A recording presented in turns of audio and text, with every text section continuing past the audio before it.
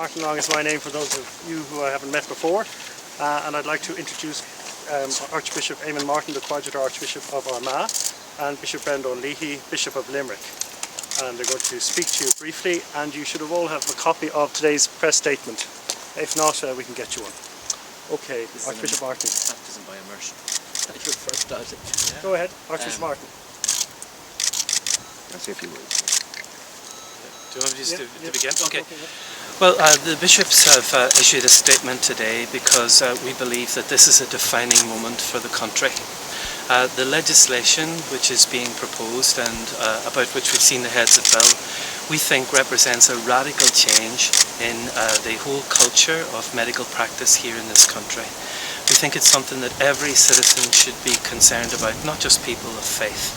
And therefore we're calling on them to make their views widely known to their public representatives.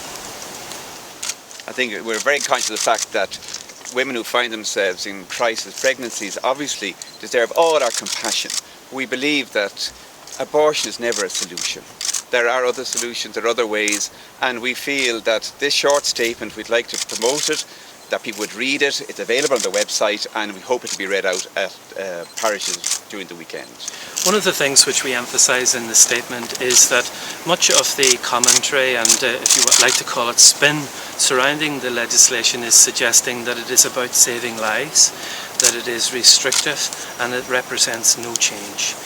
We say that any legislation which is proposing for the first time in this country the deliberate and intentional killing of an unborn child represents a radical change for all of us in this country.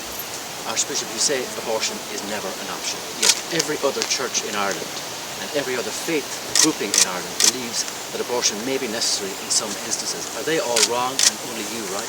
Well, what we see is that this is not even just a church issue, that this is an issue for every human being, that abortion is wrong if there was no church, if there's no Catholic church, if there are no other Christian churches. Abortion is a universally accepted, natural wrong. And we feel that we, personally, on behalf of the Catholic Church, must make clear our teaching on this issue. But they do not agree with you. They do not accept it as a universal wrong. Well, I'm not sure. It would be best to talk to them, but we're really speaking here today as the Catholic bishops and trying to get this point across to people that abortion is wrong. It is the taking of human life. It's as simple as that. And to legislate for the taking of innocent human life is a departure for this country. You talk about conscience, and I'm sorry I don't want to hog this, but you talk about conscience. What about those Catholics, including Catholic legislators, who believe in conscience that abortion is morally right in some cases? Well, we believe that conscience is indeed a fundamental, a foundational right, and that everyone should be allowed to express their conscience in this matter. What we're trying to do is to do what we can to inform conscience, and we believe that conscience is not just about everyone just following whatever they particularly individually feel.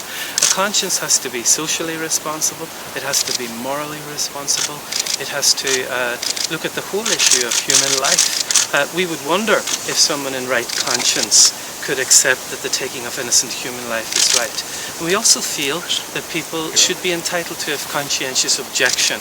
Within the legislation, it does mention that individuals have a right to conscientious objection, but at the same time it says that a doctor or nurse who conscientiously objects has to go and find someone else to do this for them. We think that's unethical, and equally we also feel that institutions which have a pro-life ethos should have a right to conscientiously object. But what about those informed Irish Catholics and informed Irish Catholic legislators who disagree with your view on this subject? What is their standing with the Church if they vote for this legislation or approve of it? Well, what we have said is that we cannot understand how you can be in communion with the Church which upholds the gospel value of right to life, and at the same time believe it's okay to take the most innocent, the most vulnerable of all human life. So we're pointing out that discrepancy to people in order to inform their conscience. Are they excommunicating themselves? Are you concerned about how it's going to be received by people around the country? Do you think that it might alienate some people? I'm sorry, I missed the beginning of your question. Are you concerned about how the statement today will be received by people around the country? Okay, well, on Saturday tens of thousands of people went onto the streets in Dublin. We think people are concerned about this issue. We're not even sure if people had the opportunity to engage with the issues, and in many ways what we've been served up over the last month or two is a mantra that this is restrictive, this is about saving lives, and we're not going to talk about it anymore. I think people wanted us. We received a huge number of requests from people. Say something. We need you to speak out. We need you to show leadership in this issue. And I think people are looking for leadership, and that's what we're responding to. Comment on that, Bishop Brendan?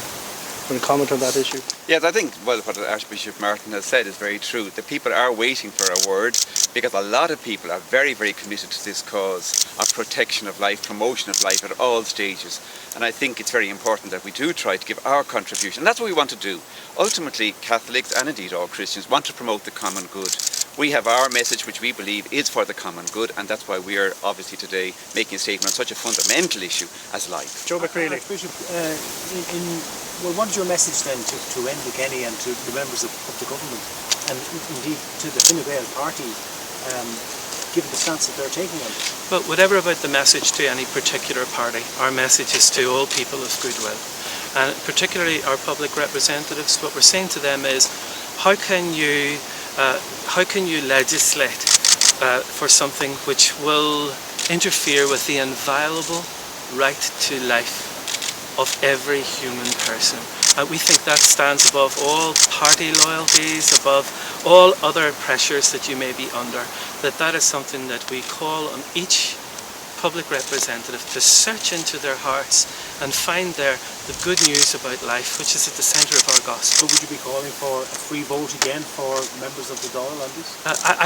I can't understand how anyone would not be given the right to a free vote on something as critical and as crucial a human value as human life. And I can't also understand why this is being done so quickly, just before the summer recess, at a time when schools are just finishing, people are beginning to think about relaxing for holidays, and at that same moment our public representatives are pushing through this legislation, which is so critical and so important for the country.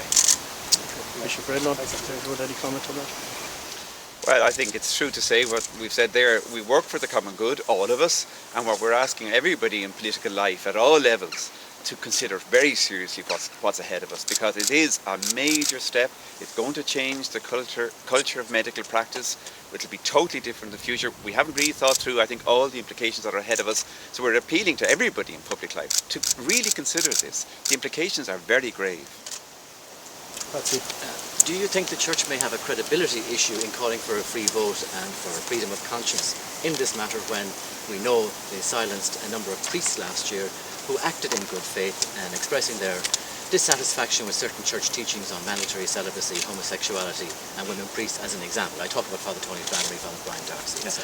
Some people do feel that the Church has a credibility issue on this, and you know, we have to let people be entitled to that. I think it would be incredible for the Church not to speak the gospel of life, and it would be incredible for the Church not to point out to all people, and to our priests, to our parishioners, that this is a very critical issue. Okay, Sarah, you've just arrived. I'm just wondering, is there any possibility of the bishops mounting some sort of legal action? Because really, I mean, this comes down to words, but you know, what can you do to change the situation? Well, at the moment our major concern is literally to get across the message that we're at a very, very serious point. Let's all of us as a people consider what are we doing. Let's get in touch with one another, talk about it, discuss it with our political representatives, see where it goes. Other steps are for down the road. You would consider though other steps if it came to that? It mightn't be necessarily us as bishops who would consider it. I think others might consider it as a step.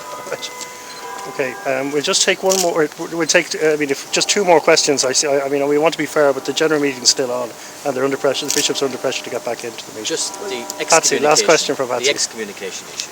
Where does the Church stand on that? Where this issue is concerned, where legislators are concerned, and indeed the broader Irish public who seem to be in support of this legislation?